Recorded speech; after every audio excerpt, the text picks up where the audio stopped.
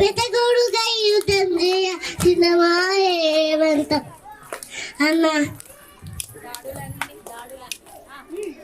దాడులన్నీ జరిగినా గాని దడవలేదు రేవంత్ అన్న.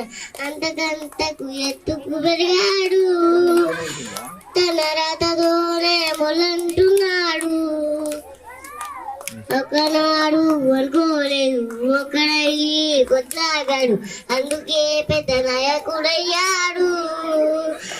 తన రాతతోనే మొలంటున్నాడు. అమ్మ వీరుల దాగం చూసి అన్న సోనియ దీవెలతోటి వచ్చిన మన తెలంగాణ రక్షణ చేయమన్నారు.